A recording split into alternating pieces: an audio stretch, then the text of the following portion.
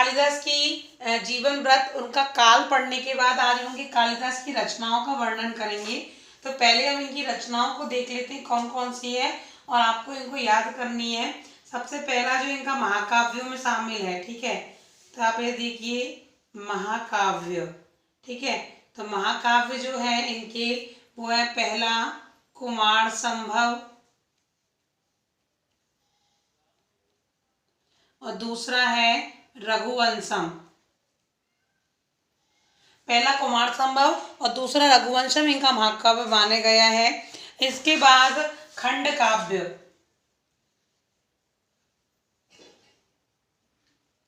ठीक है, जो खंड काव्य है वो है एक आपका मेघदूतम।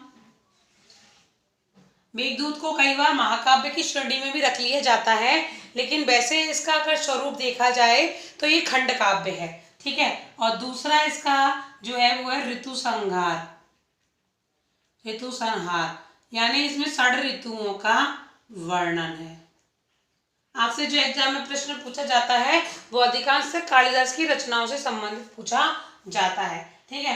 खंड काव्य हो गया। नाटक कह सकते हैं इनके, जो नाटक है इनके वो है 3। पहला है विक्रमोर्वशीयम,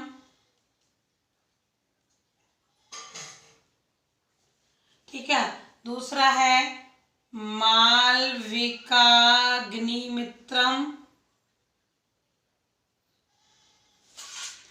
ठीक है। और इसी नाटक में शामिल कर दिया जाता है अभिज्ञान शाकुंतलम।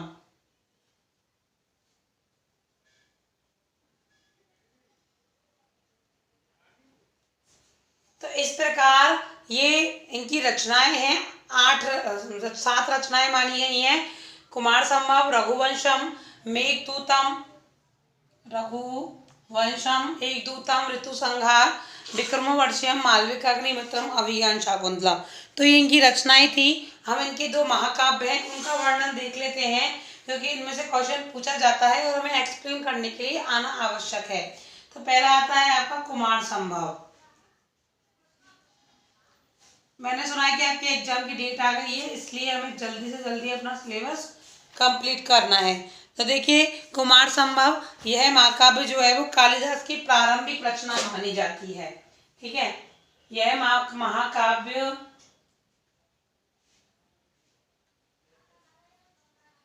कालिदास की, शायद मैंने इतना पढ़ा दिया था मुझे लगता है आपको, ठीक है।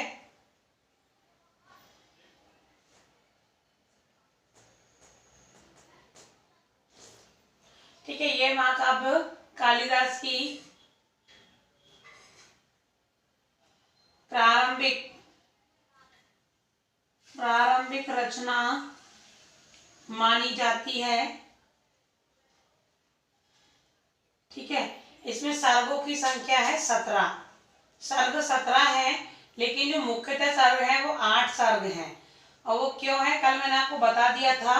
8वें सर्ग में यहाँ पर शिव जी का अत्यंत कामादि रूप प्रस्तुत कर दिया किसने, कालिदास ने, जिसके कारण वो अत्यंत रुग्ण हो गए, बीमार हो गए। और इसी कारण इन्होंने यहाँ पर क्या कर दिया, उनका लिखना छोड़ दिया, ठीक है। और लिखना छोड़ने के कारण जो बचे कुछ सर्ग थे उनको परवर्ती साहित्यकारों ने उनको लिखा, ठीक है। तो हम इनके 8 सर्गों का वर्णन करेंगे। कल मैंने आपको बता ही दिया था, तो 8 सर्गों का थोड़ा थोड़ा वर्णन देख लेंगे। तो पहले यानी प्रथम सर्ग में, प्रथम सर्ग, ठीक है, इसमें किसका वर्णन दिया, हिमालय का भव्य वर्णन। पार्वती किसकी पुत्री थी, हिमालय की, हिमालय का भव्य वर्णन है। यानी हिमालय जो राजा था, हिमालय पर निवास करता था, इसलिए उसको हिमालय राजा कहा गया। तो उनकी पुत्री थी पार्वती, जिसकी माता थी मैना, ठीक है। तो उस प्रथम सर्ग में जो है वो हिमालय का भव्य वर्णन दिया हुआ है। और इसमें और भी दे सकते हैं, मैना का विवाह, ठीक है। इसमें जो है वो मैना का विवाह, इसका भी वर्णन दिया हुआ है। देख लेती हूँ, ठीक है, मैना का विवाह।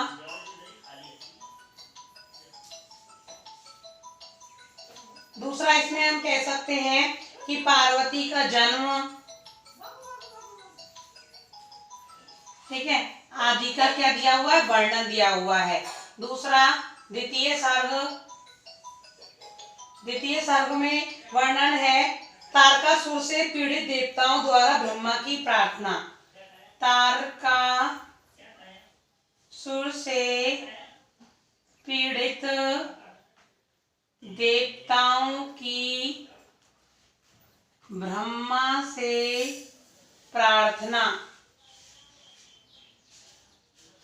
ठीक है। द्वितीय में एक कुमार संभव का, कुमार का जन्म क्यों माना जाता है? कुमार का मतलब मैंने आपको कल बताया था वीडियो में पार्ट फर्स्ट में कि कुमार का मतलब कार्तिकेय है, उसकी जन्म की संभावना की गई है और उसका जन्म कब होगा? जब शिव पार्वती का विवाह होगा। तो यहाँ पर प्रथम सर्ग में जो है वो पार्वती के पिता हिमालय, उनका भव्य वर्णन है, उनके राज्य का भव्य वर्णन है और हिमालय का मैना से विवाह, पार्वती का जन्म। ठीक है। द्वितीय में तारकासुर से पीड़ित देवताओं की ब्रह्मा से प्रार्थना की गई है कि भाई हमें इससे क्या दिलाओ? मुक्ति दिलाओ। तृतीय जो सर्ग है, तृतीय सर्ग में आपके देवगण शिव के चित्त में क्षोभ उत्पन्न करने के लिए कामदेव का उपयोग करते हैं। देवगण क्या करते हैं? मैंने आपको इसकी छोटी सी जो स्टोरी थी वो कल सुनाई दी थी, तो आप सबके समझ में आ गई होगी। देवगण शिव जी के चित्त में क्षोभ उत्पन्न करने के लिए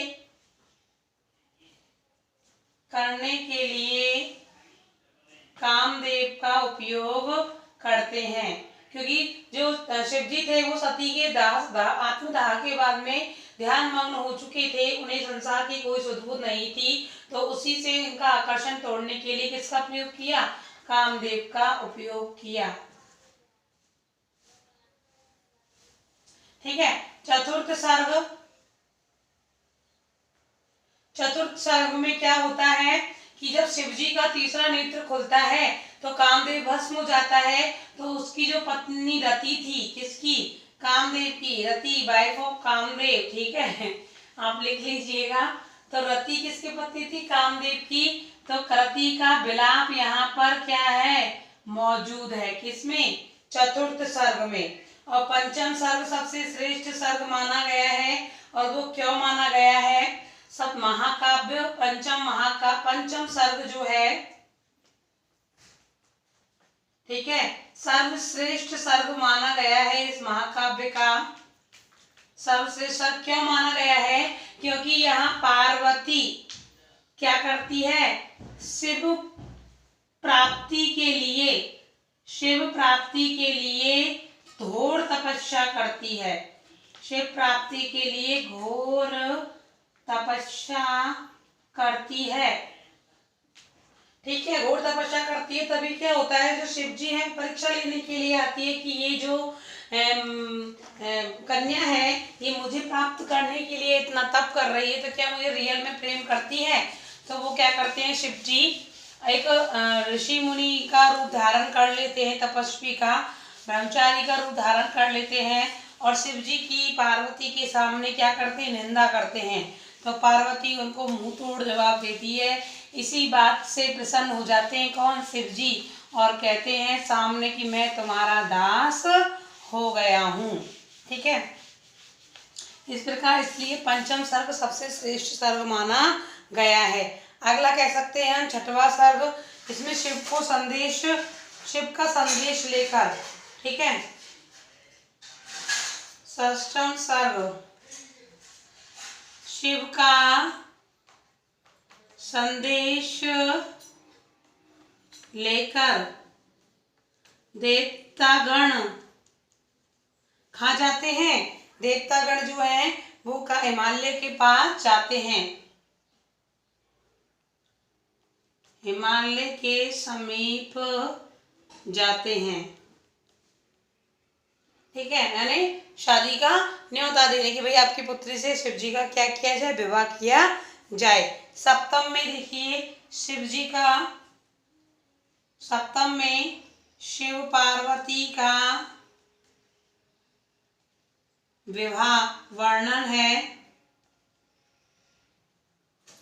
ठीक है, और अष्टम सर्ग में जो है वो क्या होता है? शिव पार्वती के विलास तथा आमोद प्रमोद का वर्णन है। शिव पार्वती के विलास व आमोद प्रमोद का वर्णन है। बस यहीं पर क्या होता है, कालिदास बीमार हो जाते हैं क्योंकि उन्होंने शिव और पार्वती का एक अत्यंत ही निंदनीय रूप स्पष्ट कर दिया। इस चक्कर में वो क्या हो जाते हैं, रुग्ण माने जाते हैं। कहा जाता है कि शिव जी ने उनको श्राप दिया और इसी श्राप से वो बीमार हो गए और इसी श्राप से मुक्ति पाने के लिए उन्होंने किसकी रचना कर दी। अगला ग्रंथ आएगा हमारा रघुवंशम। अगला ग्रंथ आएगा हमारा रघुवंशम, ठीक है। और इसमें इन्होंने वंदौ माता पितरौ, ठीक है, वंदौ पितरौ या वंदौ माता पितरौ, यानी यहाँ पर क्या कह दिया कि शिव जी और पार्वती जी मेरे माता पिता हैं और मैं उनकी वंदना करता हूँ। तब उनको जाकर कहीं क्या मिली, इस श्राप से मुक्ति मिली, ऐसा माना जाता है।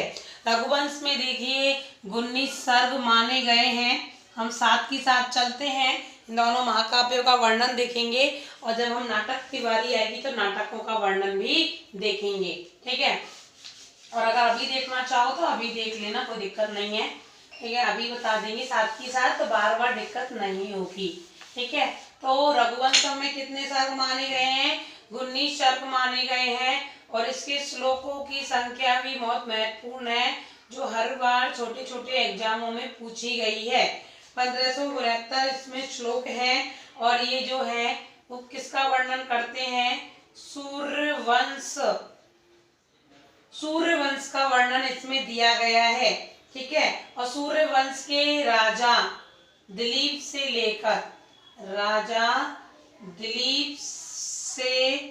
लेकर 30 राजाओं का, कितने राजाओं का, 30 राजाओं का यहाँ वर्णन है।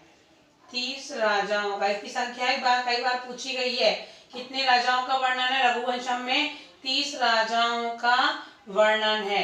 नाम इसका रघुवंशम क्यों पड़ा, क्योंकि 10वें अध्याय से लेकर यानी 10वें सर्ग से लेकर के और 15-16 सर्ग तक, वैसे मुख्यतः 15 लेकिन कुछ भाग 16 का भी शामिल है, सर्ग तक किसका वर्णन है, राम का वर्णन है, ठीक है, वर्णन। इसी कारण इसका नामकरण क्या हो गया, रघुवंशम।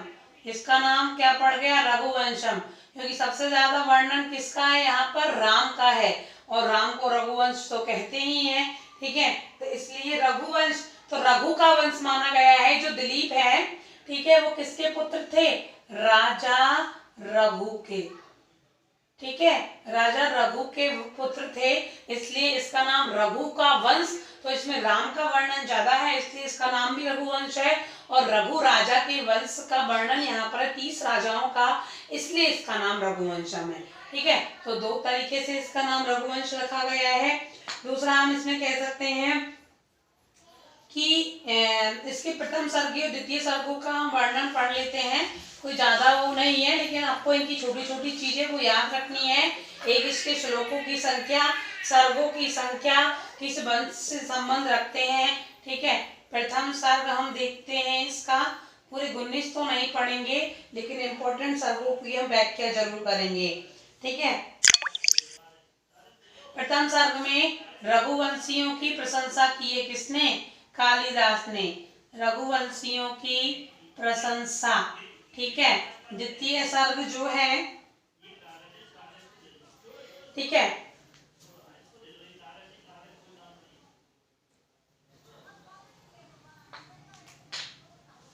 रघुवंशियों की यहाँ पर क्या की है, प्रशंसा की है। और प्रथम सर्ग में ही राजा दिलीप हुए हैं।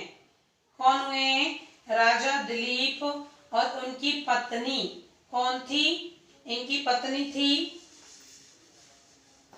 राजा दिलीप की पत्नी थी सुदक्षिणा।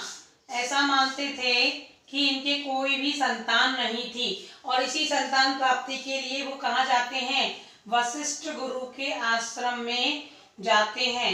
वशिष्ठ गुरु इनसे एक वहां पर नंदिनी गाय थी, कौन थी, नंदिनी गाय, उसकी क्या करने की कहते हैं, सेवा करने की कहते हैं।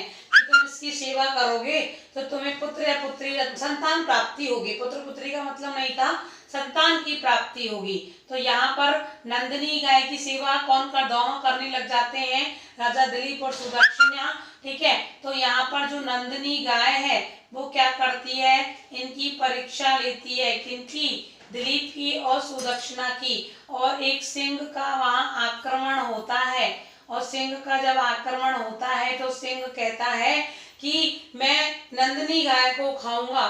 तो जहाँ पर राजा दिलीप क्या कहता है कि तुम मुझे खा जाओ लेकिन गाय को छोड़ दो।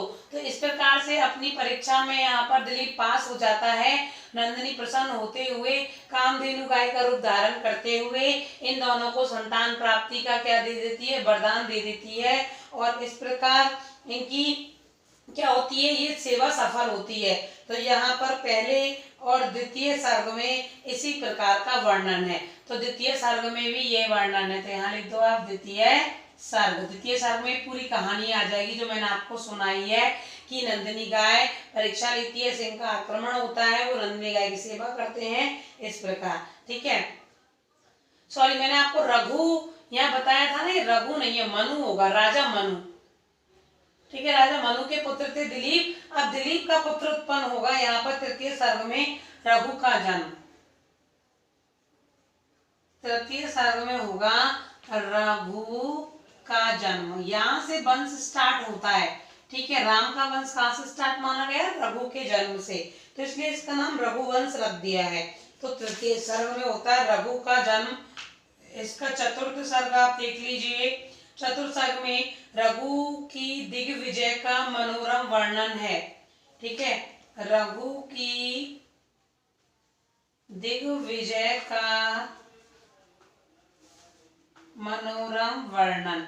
ठीक है, तो यहाँ तक 4 सर्ग हुए, आपके आगे देखते हैं पंचम और चौथे पांचवें दोनों में रघु की दिग्विजय का वर्णन है। ठीक है, तो पंचम सर्ग भी यही शामिल है। चतुर्थ और पंचम में रघु की दिग्विजय का शामिल है। तृतीय सर्ग में जो है रघु का जन्म है। प्रथम में रघुवंश की प्रशंसा, और द्वितीय सर्ग में जो राजा दिलीप थे, जो मनु के पुत्र माने जाते हैं, वो अपनी सुदक्षिणा पत्नी के साथ में वशिष्ठ गुरु के आश्रम जाते हैं और नंदिनी गाय की सेवा करने के लिए वो कही कहते हैं।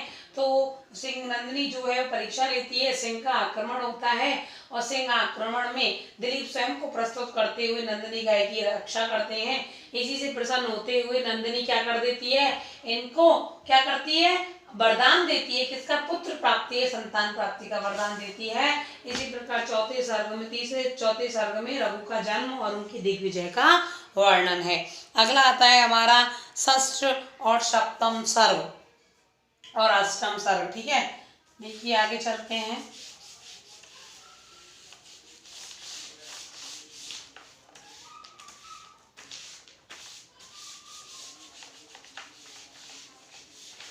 ठीक है, तो आपका देखिए षष्ठम, सप्तम और अष्टम, षष्ठम, सप्तम और अष्टम तीनों सर्गों में इसमें इंदुमती और अज, इंदुमती और अज, इन दोनों का क्या होता है, विवाह। विवाह यानी स्वयंवर होता है, स्वयंवर। ठीक है, स्वयंवर होता है। फिर यहाँ पर जो है सप्तम और अष्टम, सप्तम में अज का युद्ध कहेंगे एक प्रकार से। ठीक है, दिग्विजय की प्राप्ति इन्हें यहाँ होती है। ठीक है, अष्टम में अज की मृत्यु हो जाती है, और मृत्यु हो जाती है तो इंदुमती क्या करती है, विलाप। अज की मृत्यु पर इंदुमती का विलाप। और ये बहुत इंपॉर्टेंट सर्ग माना गया है, किस कारण, इंदुमती के विलास के कारण माना गया है। ठीक है, और नवम और दसम जो सर्ग है इसमें दशरथ का वर्णन दिया हुआ है। नवम यहाँ से स्टार्ट हो जाता है राम राज्य 10 से। ठीक है, नवम और दसम में दशरथ के द्वारा, ठीक है, दशरथ द्वारा नवम में क्या होती है, अयोध्या दिग्विजय। ठीक है, अयोध्या दशरथ के द्वारा राज्य की स्थापना, और दसम में दशरथ के द्वारा पुत्र प्राप्ति हेतु यज्ञ, पुत्र प्राप्ति हेतु पुत्रेष्टि क्या किया जाता है? यज्ञ किया जाता है। ठीक है। और 10 से पूरा 11, 12, 13, 14, 15, ठीक है, इनमें किसका वर्णन दिया हुआ है? राम का वर्णन दिया हुआ है। 11 में राम सीता का विवाह, 12 में बा से बा वनवास, राम सीता को वनवास। 11 से याद करो, एक और एक मिल गए तो 2 हो गए, अर्थात राम और सीता का विवाह।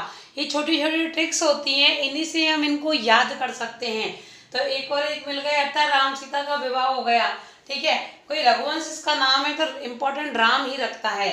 12 12 यानी वनवास, बाहर निकल जाओ। ठीक है, तो राम सीता का क्या हो गया? वनवास हो गया। 13 में होता है राम की यात्रा, 13, ठीक है, तो राम की यात्रा यानी जो वनवास करके वो पूरा लौट करके जब आए थे तो वो कौन कौन से रास्ते से गुजर के आए, उसका यहाँ वर्णन दिया हुआ है। 14वें में क्या दिया हुआ है?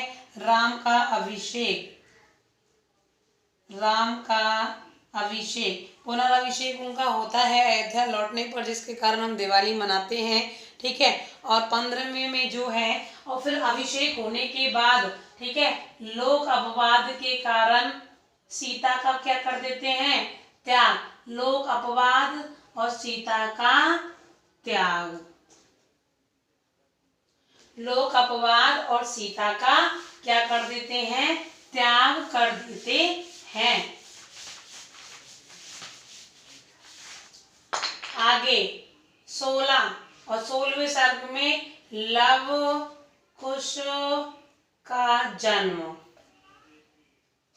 ठीक है, और बाकी आपके 17, 18 और 19, इनमें बचे कुचे जितने भी राजा हैं, बचे हुए सारे राजा, बचे हुए सारे राजाओं का वर्णन है।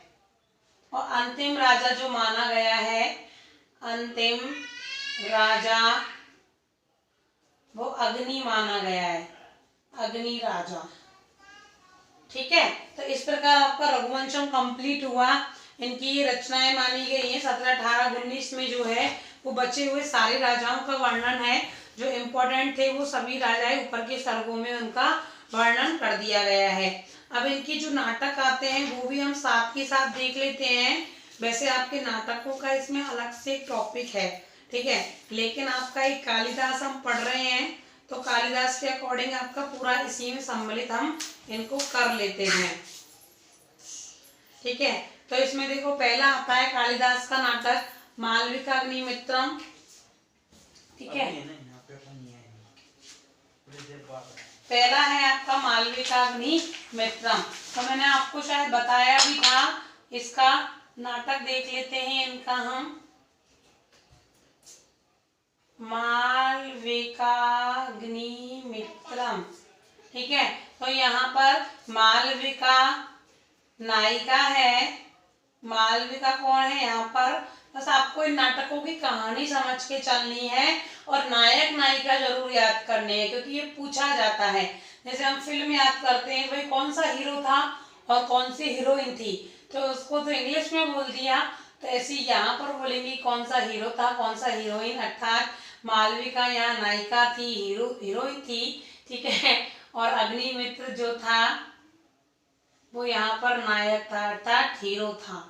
ठीक है, तो इनके यहाँ प्रेम कथा का वर्णन किया हुआ है। इनका प्रणय विवाह होता है। ठीक है, तो इनकी विवाह का यहाँ वर्णन है। और आप ये जो कहानी है इसकी आपको बुक में से पढ़नी पड़ेगी। ठीक है, ये तो मैं इनको तो बोर्ड पे नहीं लिख सकती, तो प्लीज प्लीज प्लीज आप इनको जरूर पढ़िए, बिल्कुल पढ़िए। किसमें से? बुक्स में। सबके पास बुक्स होंगी मैं समझती हूँ। अगर मैं इनका यहाँ वर्णन लिखाने लगी या पढ़ाने लगी तो पूरी एक कहानी में 40 मिनट चले जाएंगे। ठीक है, तो इसलिए यहाँ पर बस इनका यही वर्णन है। इसमें और भी हम देख सकते हैं, पूरी बस कथा ही यहाँ पर दी हुई है। ठीक है, इसकी विशेषताएं देख लेंगे भले ही हम, कि यहाँ प्रत्येक घटना की सार्थकता है, संवाद विनोद प्रिय है। आप इसकी विशेषताएं लिख लेंगे वाली है कि संवाद कैसे हैं, विनोद प्रिय। विनोद प्रिय का मतलब है कि थोड़े हंसी मजाक के साथ दिए हुए हैं, ठीक है। विदूषक के कारण, यहाँ कौन क्या शामिल है, विदूषक, और विदूषक के कारण, ठीक है, हास्य रस का समावेश यहाँ किया गया है।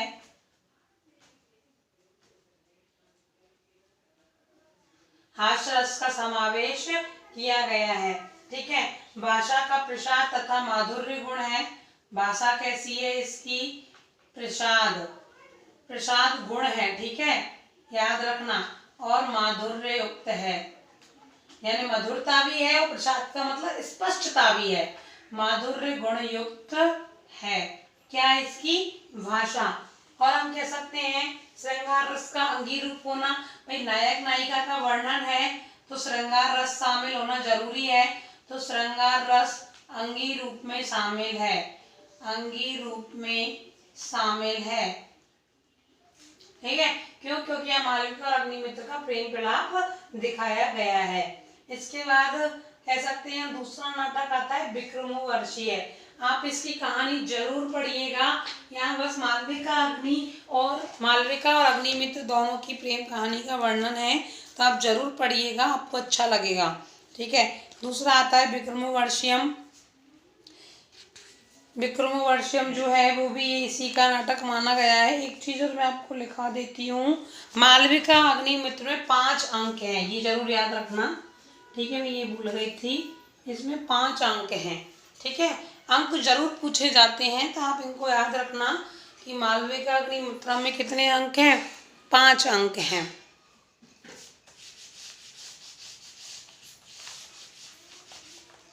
दूसरा नाटक आता है विक्रमोर्वशीयम।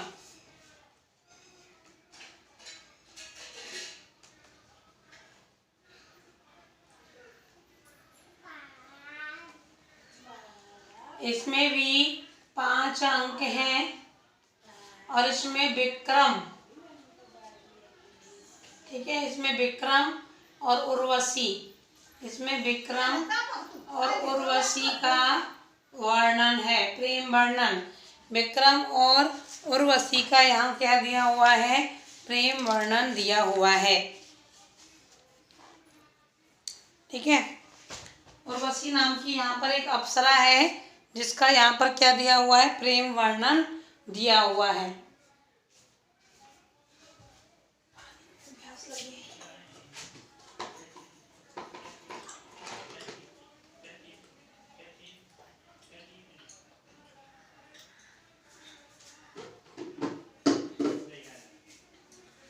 तभी नोट करते चलिए, मैं पानी पीने चले गई थी थोड़ी सी, ठीक है। तो आगे देखिए, गर्मी खूब है।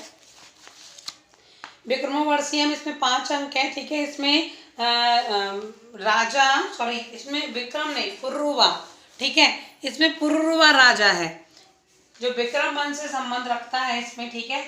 तो ये पुरुरवा राजा और उर्वशी नाम की अप्सरा, ठीक है, उर्वशी और नाम की क्या है, अप्सरा है, का प्रेम वर्णन है। आप इसकी भी कहानी जरूर पढ़ेंगे, ठीक है। और तीसरा आता है आपका अभिज्ञान शाकुंतलम, और ये सब भी आपने क्या है, अभिज्ञान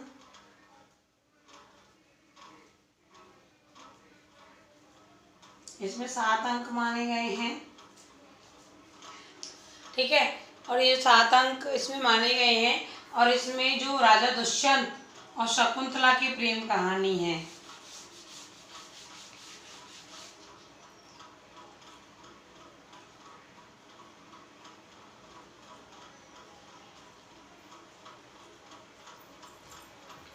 शकुंतला की प्रेम कहानी, राजा दुष्यंत और शकुंतला की यहाँ पर क्या दी हुई है, प्रेम कहानी दी हुई है, किसमें, अभिज्ञान शाकुंतलम में। इसमें 7 अंक हैं, ठीक है, और ये भी बहुत इम्पोर्टेंट माना गया है, तो आप इसकी भी कहानी पढ़ सकते हैं। जैसे आपने इसके बारे में काफ़ी बार सुना भी होगा कि जो शकुंतला होती है वो कर्ण ऋषि के आश्रम में रहती है, ठीक है। तो वो यहाँ पर जो दुष्यंत है वो अपने कर्मों का निर्वाह राजा के कर्तव्यों का निर्वाह करने के लिए कण्व ऋषि के आश्रम में आता है। तभी शकुंतला को देख के मोहित हो जाता है और उससे प्रेम करने लगता है। और यहाँ इनका गंधर्व विवाह होता है। कौन सा विवाह होता है? गंधर्व विवाह। विवाह भी 8 प्रकार के होते हैं, ठीक है। तो यहाँ कौन सा विवाह होता है? इनका गंधर्व विवाह होता है। और फिर वो दुष्यंत जो है अपने राज्य में वापस लौट जाता है। और शकुंतला जो है वो अपने पिता नहीं था, कारण वो क्या कहाँ गया था? कहीं आश्रम से बाहर गया था, इसलिए उसके साथ नहीं जा सकती थी। लेकिन शकुंतला के आश्रम में कौन आता है? दुर्वासा ऋषि आते हैं। और सभी जानते हैं दुर्वासा ऋषि जब श्राप देते हैं तो उसका भी क्या फल मिलता है? बुरा फल मिलता है। तो दुर्वासा जो है उनके आश्रम में प्रवेश करते हैं। किसके? शकुंतला के कर्ण के। तो शकुंतला जो है वो अपने प्रेम ख्यालों में खोई हुई है, उसे दुष्यंत का ख्याल आ रहा है, तो उनका वो सत्कार नहीं कर पाती। और इसी वजह से वो दुर्वासा उनको श्राप दे देते हैं कि तू जिसके ख्वाबों में मग्न है वो ही तेरे को भूल जाएगा। तो दुष्यंत यहाँ भूल जाता है। परंतु यहाँ पर एक अभिज्ञान का मतलब है कि एक अंगूठी, क्या है यहाँ पर? एक अंगूठी। और उस अंगूठी से दुष्यंत को क्या हो जाता है? स्मरण। लेकिन शकुंतला की वो अंगूठी क्या होती है? ससुराल जाते वक्त वो सची तीर्थ किनारे पर यानी गिर जाती है। और वो गिरकर कहाँ चली जाती है? मछली के पेट में चली जाती है। अब वो राजा भूल गया राजा तो, और शकुंतला उस एक अंगूठी के माध्यम से उसे याद दिला सकती थी, लेकिन वो अंगूठी भी उससे गुम जाती है, ठीक है। तो एक दिन दुष्यंत के सामने मछुआरा आता है और वो मछली, कहते हैं कहानी के अनुसार, पेट चीरता है और उसमें क्या मिलती है? अंगूठी मिलती है। और उस अंगूठी को देखकर राजा को क्या आती है? शकुंतला याद आ जाती है। और शकुंतला को वो लेने फिर वापस चला जाता है। तो इस प्रकार यहाँ पर क्या दी हुई है? शकुंतला में कहानी, मतलब बहुत अच्छी स्टोरी है, इसे लोग पढ़ना पसंद करते हैं, तो आप भी इसे पढ़ें। तो ये हुआ आपके जो खंड काव्य थे उनका भी वर्णन देख लीजिए, जिससे आपका आज कालिदास कंप्लीट हो जाएगा, ठीक है। तो इसके जो खंड काव्य थे, ठीक है, तो पहला है मेघदूत, ठीक है। मेघदूत को जो है वो भी 2 भागों में बांटा है, पूर्वार्ध और उत्तरार्ध। पूर्वार्ध और उत्तरार्ध। इसमें मेघदूत की कहानी है ना, मेघ को दूत रूप में यहाँ पर क्या किया गया है? प्रस्तुत किया गया है। यहाँ पर एक यक्ष नाम का क्या है? यक्ष नाम का व्यक्ति है जो क्या करता है? कुबेर की सेवा करता है, ठीक है। लेकिन क्या है, उसकी पत्नी से कुबेर क्या कर देता है? इसको श्राप, अपनी पत्नी से वियोग हो जाता है इसका।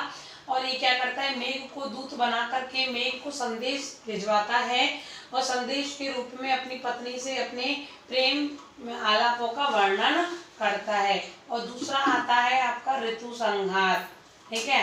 ऋतु संहार मैंने आपको बताया था, यहाँ 6 ऋतुओं का वर्णन है। कितनी ऋतुओं का? 6 ऋतुएं जो हमारे भारत में हैं, उन 6 ऋतुओं का यहाँ पर क्या दिया हुआ है? वर्णन दिया हुआ है। तो इस प्रकार आपका ये कालिदास का टॉपिक कंप्लीट हुआ है। इसके बाद हम कर लेंगे भारवी, जिनकी एक ही रचना मानी जाती है, किराता अर्जुनियम, ठीक है। इसके बाद आपको कुछ पूछना हो तो पूछ लीजिएगा मैसेज करके, ठीक है। ये आज का आपका टॉपिक कंप्लीट हुआ कालिदास।